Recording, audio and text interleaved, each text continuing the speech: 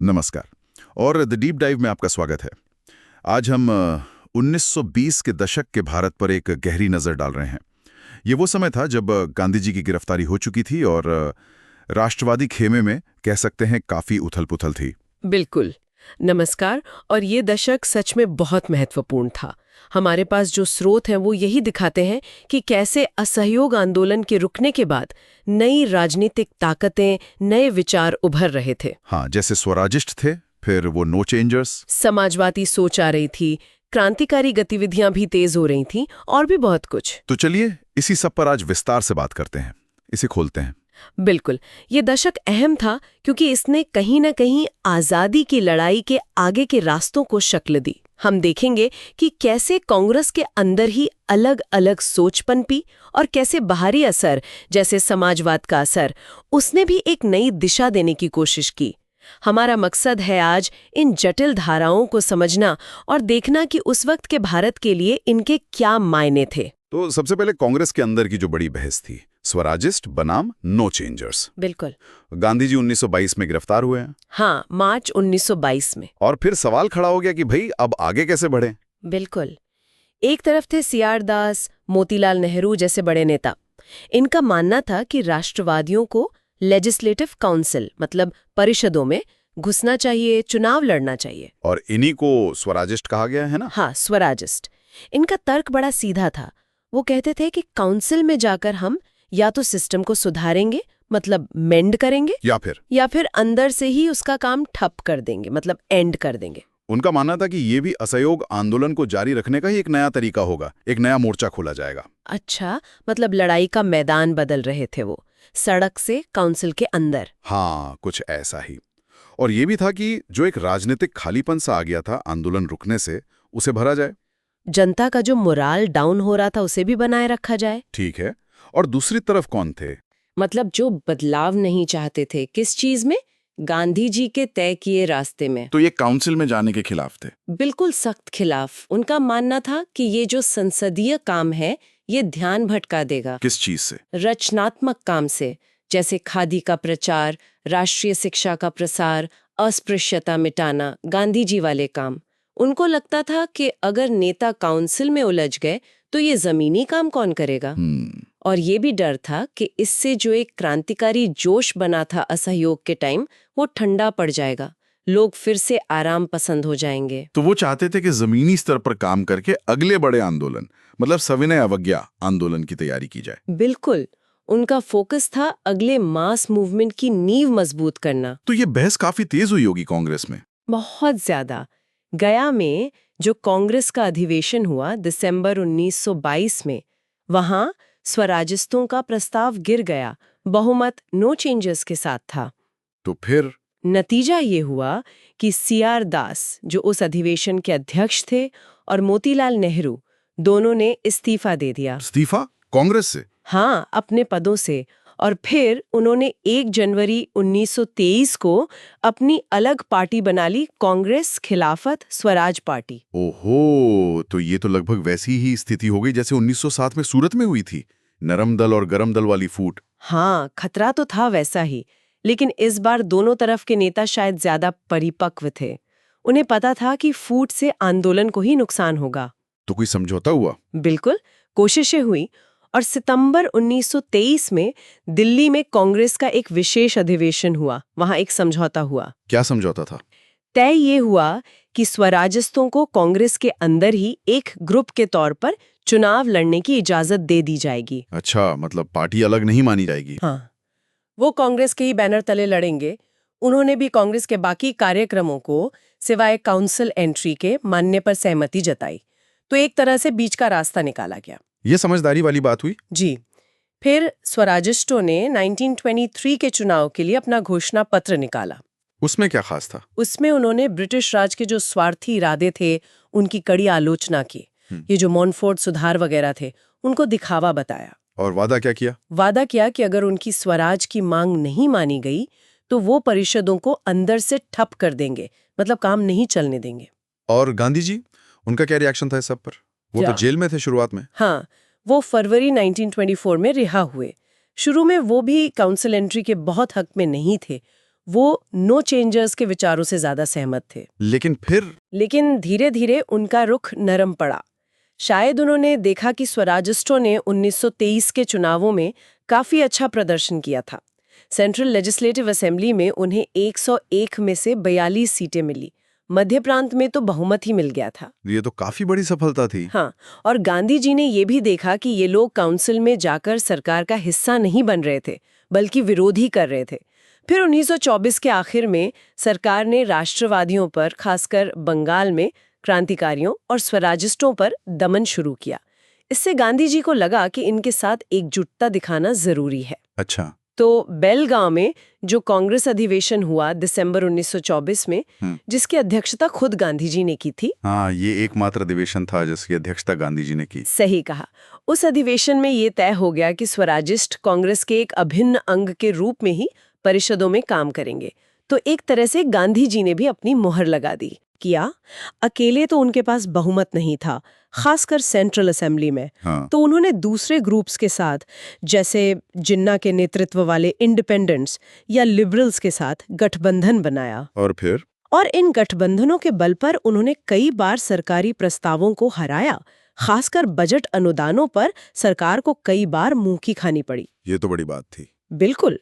इसके अलावा उन्होंने नागरिक स्वतंत्रता, स्वदेशी उद्योगों को बढ़ावा देने जैसे मुद्दों पर बहुत जोरदार भाषण दिए, बहसें की, सरकार की नीतियों की खुलकर आलोचना की। कोई बड़ी उपलब्धि जो याद आती हो? हाँ, एक तो 1925 में विट्ठल भाई पटेल का सेंट्रल लेजिस्लेटिव असेंबली का स्पीकर चुना जाना। हाँ। ये एक बड़ी सांकेतिक जीत थी। और 1928 में पब्लिक सेफ्टी बिल को हराना।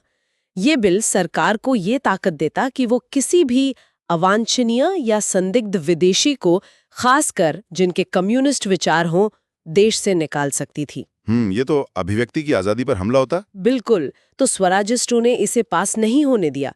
तो कह सकते हैं कि उन्होंने उस दौर में, जब जन आंदोलन थोड़ा धीमा था, एक राजनीतिक शून्य को भरा और मॉन्टफोर्ड सुधारों की असलियत को उजागर किया। लेकिन फिर उनका असर कमजोर भी पड़ गया। ऐसा क्यों हुआ? हाँ, 1925 के बाद से उनकी पकड़ ढीली होने लगी। कई कारण थे इसके। जैसे कि? एक तो देश में सांप्रदायिक दंगों का माहौल बहुत बढ़ गया था उस दौरान। इसने राष्ट्रवादी एकता को कमजोर किया। और पार्टी के अंदर भी कुछ दिक्कतें थी। बिल्कुल। स्वराजिस्ट पार्टी के अंदर ही फूट पड़ने लगी। एक गुट बन गया रिस्पॉन्सिविस्ट्स का। ये कौन लोग थे? इनमें लाला लाजपत राय, मदन मोहन मालवीय, एनसी केलकर जैसे नेता थे। इनका मानना था कि अगर सरकार सहयोग करे तो हमें भी करना चाहिए, यहाँ तक कि पद भी स्वीकार करने चाहिए। अच्छा, मतलब वो मेंड करने पे ज्यादा जोर दे रहे थे। हाँ, जबकि जो नॉन रिस्पॉन्सिविस्ट थे जैसे मोतीलाल नेहरू, वो अभी भी एंड करने वाली रणनीति पर टिके रहना चाहते थे। ये अंदरूनी लड़ाई काफी बढ़ गई। और सरकार ने भी इसका फायदा उठाया होगा। यकीनन। सरकार की फूट डालो और राज करो की नीति तो हमेशा से रही है। उन्होंने रिस्पॉन्सिविस्ट्स को शह दी होगी। एक और बड़ी दिक्कत बंगाल में हुई। वहां स्वराजिस्ट पार्टी ने जमींदारों के खिलाफ काश्तकारों, टेनेंट्स का साथ देने से इनकार कर दिया। और बंगाल में ज्यादातर काश्तकार मुस्लिम थे। तो इससे मुस्लिम सदस्यों का समर्थन खो दिया उन्होंने। हाँ, कई मुस्लिम नेता पार्टी से अलग हो गए।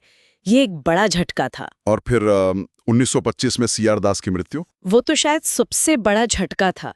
सीआर दास बंगाल में स्वराजिस्ट पार्टी की जान थे और राष्ट्रीय स्तर पर भी उनका कद बहुत बड़ा था। उनकी मृत्यु से पार्टी नेतृत्वहीन सी हो गई। इन सब वजहों से स्वराजिस्ट कमजोर होते गए। अंदरूनी कलह, सांप्रदायिकता का असर, सरकार का दबाव, नेतृत्व का अभाव। तो आखिरकार उन्होंने क्या किया? मार्च 1926 में मोतीलाल नेहरू के नेतृत्व वाले मुख्य गुट ने विधायिका से वॉकआउट कर दिया। उन्होंने कहा कि सरकार सहयोग नहीं कर रही है तो हम भी बाहर जा रहे हैं। और फिर वो पूरी तरह कब बाहर आए? 1930 में, जब लाहौर कांग्रेस में पूर्ण स्वराज का प्रस्ताव पास हुआ और गांधी जी ने सविनय अवज्ञा आंदोलन शुरू करने का फैसला किया, तब सभी कांग्रेसियों ने स्वराजिस्टों समेत काउंसिलों का बहिष्कार कर दिया। तो अगर हम स्वराजिस्टों के काम का मूल्यांकन करें तो उनकी कुछ कमियां भी रहीं। हाँ, बिल्कुल रहीं। एक तो ये कि वो विधायिका के अंदर की अपनी लड़ाई को बाहर के जन संघर्ष से ठीक से जोड़ नहीं पाए। उनकी रणनीति काफी हद तक अखबारों की रिपोर्टिंग पर ही निर्भर रह गई। अच्छा। दूसरा, उन्हें अक्सर दूसरे ग्रुप्स के साथ गठबंधन करना पड़ता था, जिनके साथ उनकी विचारधारा पूरी तरह मिलती नहीं थी। इससे उनकी अपनी स्थिति कमजोर होती थी। और शायद सबसे बड़ी कमी ये थी कि सत्ता का जो आकर्षण होता है, जो पद और सुविधाओं का लालच होता है, उससे वो पूरी तरह बच नहीं पाए, जैसा कि रिस्पॉन्सिविस्ट वाले मामले में देखा। तो ये थी स्वराजिस्टों की कहानी। अब जरा उन पर आते हैं जो काउंसिल नहीं गए, नो चेंजेस।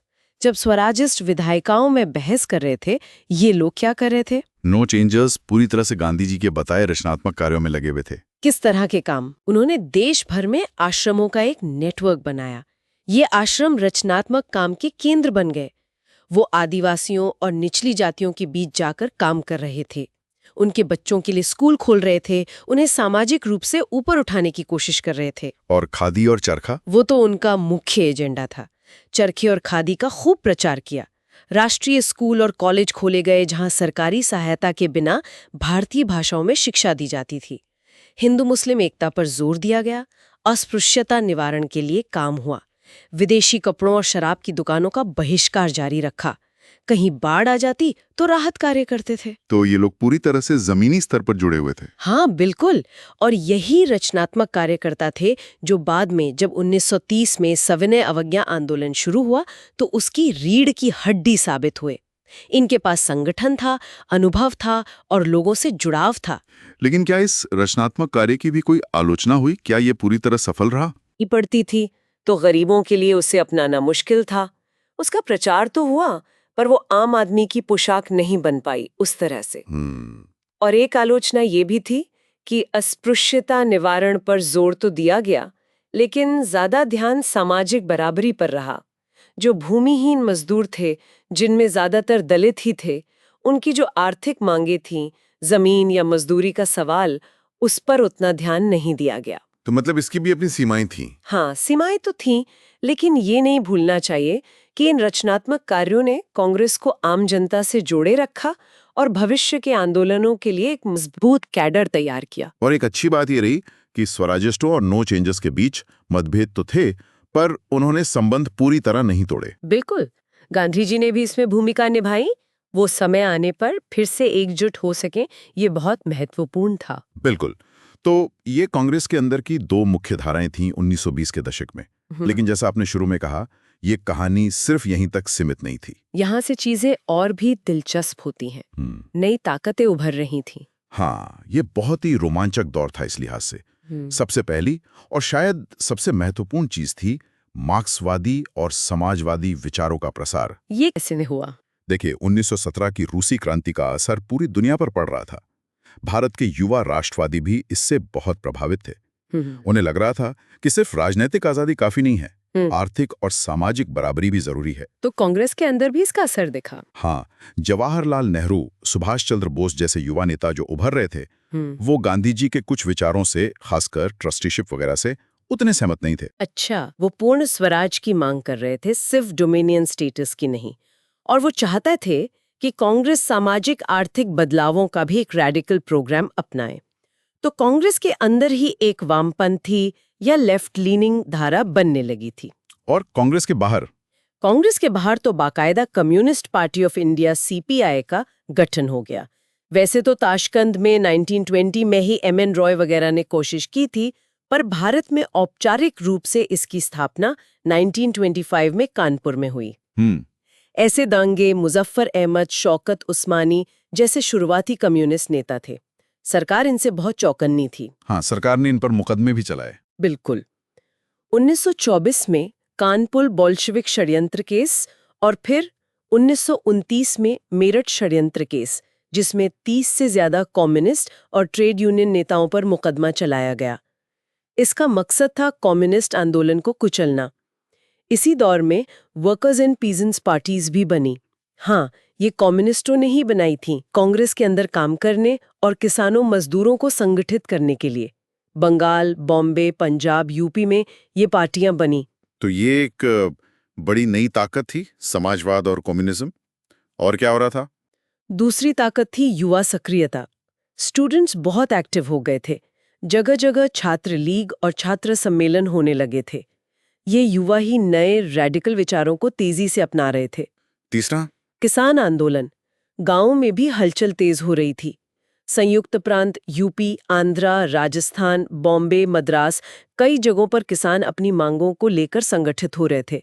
लगान की दरें, बेदखली और कर्ज का बोझ, ये सब मुद्दे थे। और गुजरात का बारदोली सत्याग्रह भी इसी दशक में हुआ था। हाँ, 1928 में सरदार पटेल के नेतृत्व में वो एक बहुत सफल किसान आंदोलन था जिसने पूरे देश का ध्यान खींचा। और ट्रेड यूनियंस का क्या, मजदूर आंदोलन? वो भी जोर पकड़ रहा था। 1920 में ही all India trade union congress AITUC की स्थापना हो चुकी थी। लाला लाजपत राय इसके पहले अध्यक्ष थे। अच्छा। इस दशक में बड़ी बड़ी हड़तालें हुईं। खड़गपुर रेलवे वर्कशॉप में, Tata iron and steel company में, बॉम्बे की टेक्सटाइल मिलों में मजदूर अपने अधिकारों के लिए लड़ रहे थे। और 1923 में मद्रास में पहली बार मई दिवस भी मनाया गया था। जी हाँ, ये दिखाता है कि मजदूर आंदोलन अंतर्राष्ट्रीय समाजवादी विचारों से जुड़ रहा था। इसके अलावा और क्या चल रहा था? जाति आधारित आंदोलन भी इस दौर में काफी मुखर थे। ये पहले से चले आ रहे थे पर अब और संगठित हो रहे थे। जैसे मद्रास प्रेसिडेंसी में गैर ब्राह्मणों की जस्टिस पार्टी थी, पेरियार EV रामास्वामी का आत्मसम्मान आंदोलन, सेल्फ रिस्पेक्ट मूवमेंट तमिलनाडु में बहुत प्रभावशाली हुआ।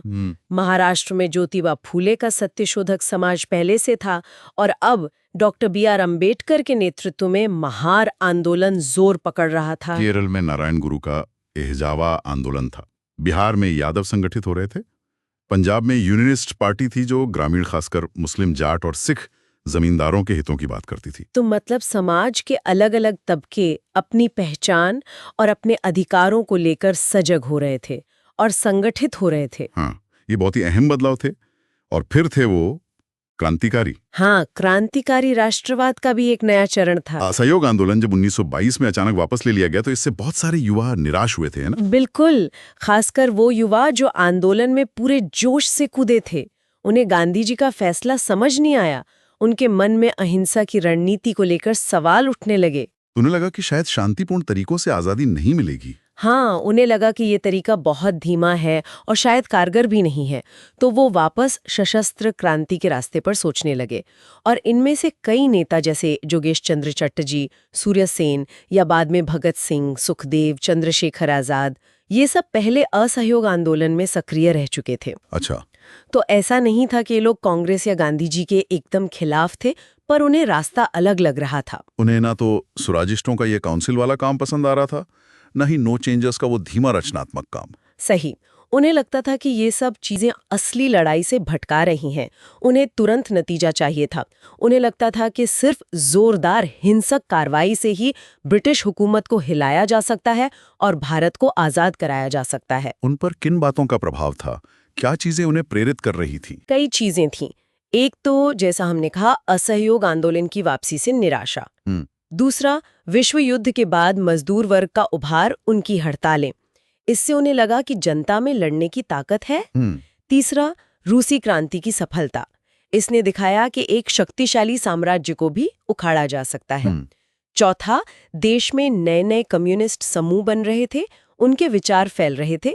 और पांचवां, उस समय कई ऐसे प्रकाशन थे, अखबार, किताबें, जो पुराने क्रांतिकारियों के बलिदान का महिमा मंडन करते थे, जैसे शचीन्द्रनाथ सान्याल की बंदी जीवन या शरद चंद्र चट्टोपाध्याय का उपन्यास पाथेर दाबी। इनसे युवाओं को प्रेरणा मिलती थी। तो इस दौर में क्रांतिकारी आंदोलन की मुख्य धाराएं कौन सी थी? मोटे तौर पर दो धाराएं दिखती हैं। एक पंजाब, संयुक्त प्रांत यानी यूपी और बिहार में सक्रिय थी, जिसका मुख्य संगठन था हिंदुस्तान रिपब्लिकन एसोसिएशन यानी HRA।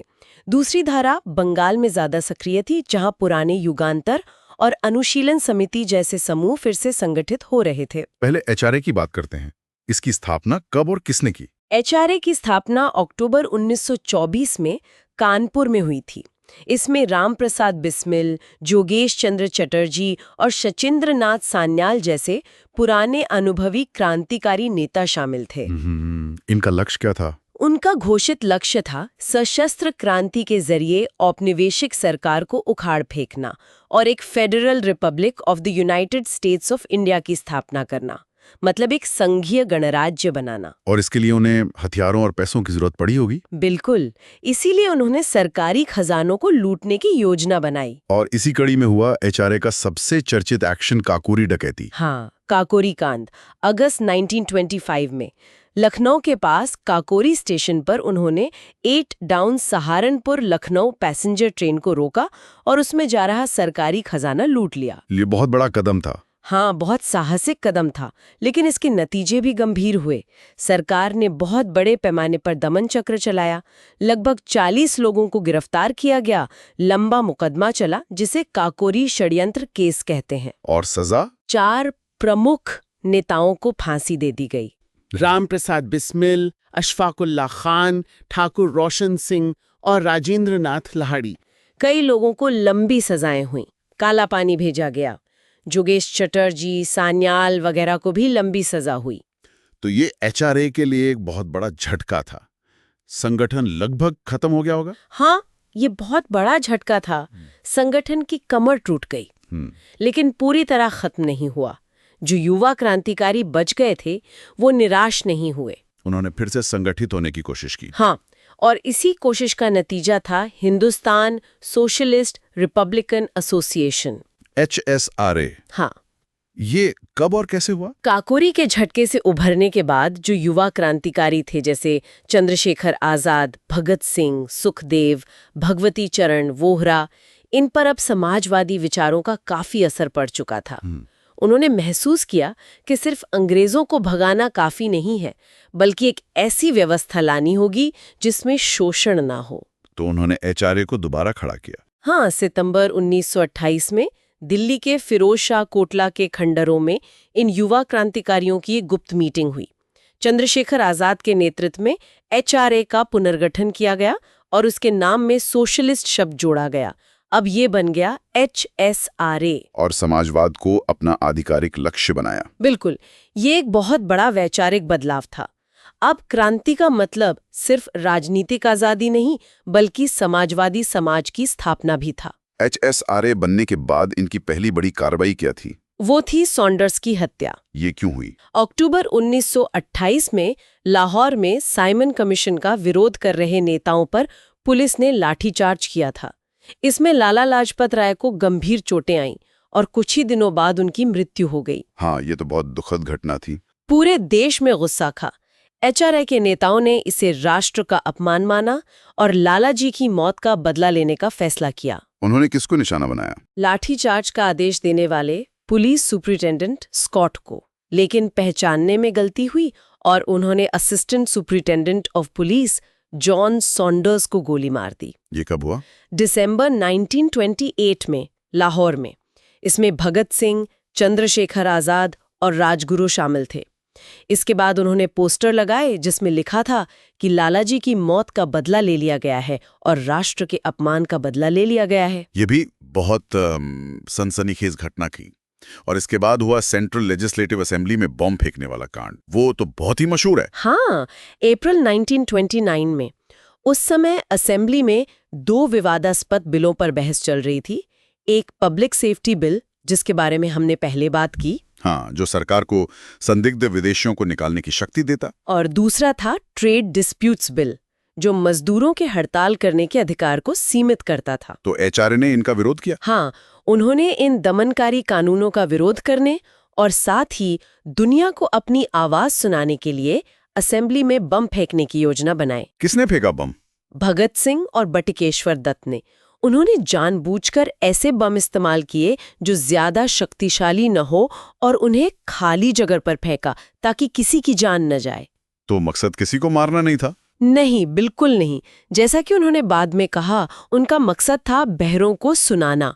वो ब्रिटिश सरकार के कानों तक अपनी आवाज पहुंचाना चाहते थे। बम फेंकने के बाद वो भागे नहीं, बल्कि वहीं खड़े रहे, नारे लगाए, इनकलाब जिंदाबाद, साम्राज्यवाद का नाश हो, और जानबूझकर अपनी गिरफ्तारी दी। गिरफ्तारी क्यों दी? भाग सकते थे। उनका प्लान ही यही था।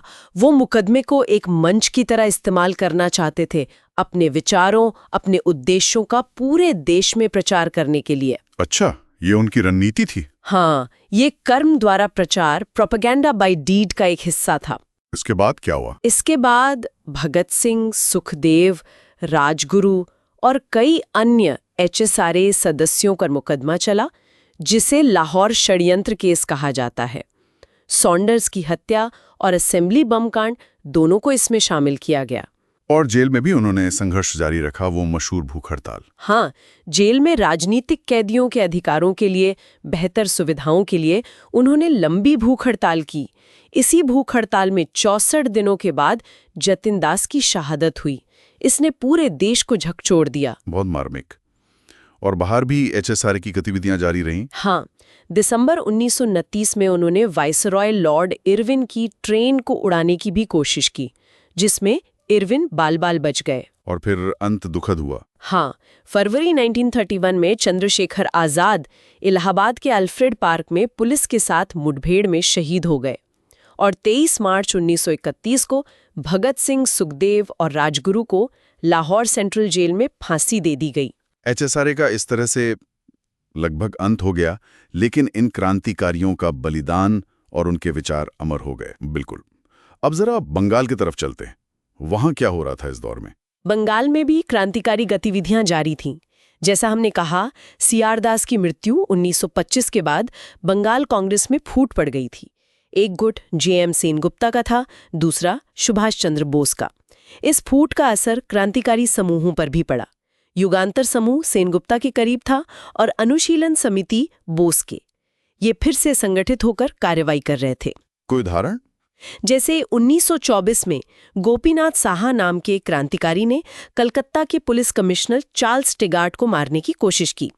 गलती से कोई और अंग्रेज मारा गया, साहा पकड़े गए और उन्हें फांसी हो गई। गांधी जी ने हिंसा की निंदा की, पर साहा के साहस की प्रशंसा की थी।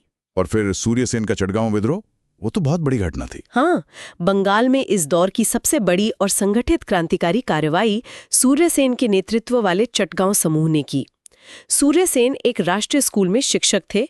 लोग उन्हें प्यार से मास्टरदा कहते थे। उन्होंने क्या किया? उन्होंने एक बहुत ही महत्वाकांक्षी योजना बनाई। अप्रैल 1930 में इंडियन रिपब्लिकन आर्मी चटगांव शाखा के बैनर तले लगभग 65 युवा कार्यकर्ताओं ने एक साथ चटगांव में 2 मुख्य सरकारी शस्त्रागारों आमरीज पर छापा मारा। ओह! हथियार लूट लिए, टेलीग्राफ और टेलीफोन लाइनें काट दी और चटगांव को बाकी बंगाल से जोड़ने वाली रेल लाइनें उखाड़ने की कोशिश की। मतलब पूरा कब्जा करने की कोशिश। हाँ, उन्होंने पुलिस शस्त्रागार के सामने राष्ट्रीय ध्वज फहराया, सूर्यसेन को सलामी दी गई और एक अस्थायी क्रांतिकारी सरकार की घोषणा कर दी गई। ये तो गजब का साहस था। बिल्कुल। हालांकि वो लंबे समय तक चटगांव पर कब्जा नहीं रख पाए। अंग्रेजों ने जवाबी कार्रवाई की। जलालाबाद पहाड़ियों पर उनकी भीषण लड़ाई हुई, जिसमें कई क्रांतिकारी शहीद हुए। इसके बाद सूर्यसेन और बाकी क्रांतिकारी आसपास के गांव में फैल गए और गुरिल्ला युद्ध जारी रखा। सूर्यसेन कब पकड़े गए? वो काफी समय तक पुलिस को चकमा देते रहे, लेकिन आखिरकार फरवरी 1933 में गिरफ्तार हो गए। उन पर मुकदमा चला और जनवरी 1934 में उन्हें फांसी दे दी गई। लेकिन चटगांव विद्रोह ने बहुत प्रेरणा दी होगी। बहुत ज्यादा, खासकर बंगाल में। इसने दिखाया कि संगठित होकर ब्रिटिश सत्ता को चुनौती दी जा सकती है। बंगाल में इस चरण की कुछ खास बातें भी थीं। क्या थीं वो? एक तो इसमें युवा महिलाओं की बड़े पैमाने पर भागीदारी हुई। प्रीतिलता वादेदार, जिन्होंने क्लब पर हमले का नेतृत्व किया और साइनाइड खाकर शहादत दी। कल्पना दत्त, जो सूर्यसेन के साथ गिरफ्तार हुईं। शांति घोष और सुनीति चौधरी, 2 स्कूली छात्राओं ने जिलाधिकारी को गोली मार दी। बीना दास ने गवर्नर पर गोली चलाई दीक्षांत समारोह में। ये तो बहुत ही महत्वपूर्ण बात है। हाँ, महिलाओं का इस तरह सक्रिय होना। दूसरी बात, इस दौर में व्यक्तिगत हत्याओं या डकैतियों के बजाय राज्य सत्ता के जो अंग थे, जैसे शस्त्रागार, उन पर सामूहिक कार्रवाई पर ज्यादा जोर था, जैसा चटगांव में दिखा। और तीसरी बात, पहले के क्रांतिकारी आंदोलनों के मुकाबले इस दौर में हिंदू धार्मिकता का प्रभाव कुछ कम हुआ था। इससे मुस्लिम युवाओं की भागीदारी भी बढ़ी। सूर्यसेन के समूह में कुछ मुस्लिम सदस्य भी थे। लेकिन क्या ये पूरी तरह धर्मनिरपेक्ष हो गए थे? पूरी तरह शायद नहीं, कुछ रूढ़िवादी तत्व अभी भी थे। और एक कमी ये रही कि बंगाल में भी क्रांतिकारी मुस्लिम किसानों के हितों का उस तरह समर्थन नहीं कर पाए जिस तरह करना चाहिए था। तो ये क्रांतिकारी गतिविधियों का एक खाका था। अब एक अहम सवाल, क्या इन क्रांतिकारियों की सोच में, उनकी विचारधारा में भी कोई बदलाव आ रहा था, खासकर एचआरए से एचएसआरए बनने के बाद? हाँ, बिल्कुल आ रहा था। और ये बहुत महत्वपूर्ण बदलाव था, खासकर भगत सिंह और उनके साथियों की सोच में। वैसे तो एचआरए ने भी अपने 1925 के घोषणा पत्र द रेवोल्यूशनरी में हर तरह की शोषणकारी व्यवस्था को खत्म करने की बात कही थी। लेकिन बाद में ये सोच और स्पष्ट हुई। हाँ, बाद के सालों में, खासकर 1920s के दशक के अंत तक आते आते, व्यक्तिगत वीरतापूर्ण कार्रवाई, इंडिविजुअल हीरोइक एक्शन से हटकर जन राजनीति, मास पॉलिटिक्स की ओर एक स्पष्ट झुकाव दिखता है। यहाँ तक कि रामप्रसाद बिस्मिल ने भी फांसी से पहले अपने अंतिम संदेश में युवाओं से अपील की थी कि वे बम और पिस्तौल का रास्ता छोड़ें, खुले आंदोलन में काम करें, हिंदू मुस्लिम एकता बनाएं और कांग्रेस के नेतृत्व में एकजुट हों। बिल्कुल। और एचएसआरए के नेताओं ने तो समाजवाद को अपना लक्ष्य ही बना लिया था। भगवती चरण वोहरा की एक किताब थी the philosophy of the bomb, जो इस नई क्रांतिकारी सोच का एक प्रसिद्ध बयान मानी जाती है। भगत सिंह तो गिरफ्तारी से पहले ही मार्क्सवाद और समाजवादी विचारों का गहराई से अध्ययन कर रहे थे। वो इस नतीजे पर पहुंच चुके थे कि सफल क्रांति केवल एक लोकप्रिय व्यापक जन आंदोलन से ही आ सकती है, जनता द्वारा, जनता के लिए। इसलिए उन्होंने सिर्फ बम और पिस्तौल पर भरोसा नहीं किया। नहीं, इसीलिए उन्होंने युवाओं, किसानों और मजदूरों के बीच राजनीतिक काम करने, उन्हें संगठित करने पर जोर दिया। इसी मकसद से उन्होंने पंजाब नौजवान भारत सभा 1926 और लाहौर स्टूडेंट्स यूनियन जैसे संगठनों की स्थापना में मदद की। तो फिर सवाल उठता है कि अगर वो जन आंदोलन में विश्वास करते थे तो उन्होंने सॉन्डर्स की हत्या या असेंबली में बम फेंकने जैसी व्यक्तिगत कार्रवाइयां क्यों की? हाँ, ये एक जायज सवाल है। भगत सिंह और उनके साथियों ने खुद इस पर विचार किया था। उनके मुताबिक इसकी दो मुख्य वजहें थीं। पहली, कि नई विचारधारा को, समाजवाद और जन क्रांति की सोच को जनता के बीच फैलाना और उसे प्रभावी ढंग से अपनाना, इसमें समय लगता है, जबकि उस वक्त सोच में एक तेज बदलाव लाने की तत्काल जरूरत महसूस हो रही थी। और दूसरी वजह? दूसरी वजह ये थी कि लोगों को लामबंद कैसे किया जाए, इसके तरीके को लेकर वो अभी भी एक दुविधा में थे। तो उन्होंने एक तरह से दोहरी रणनीति अपनाई।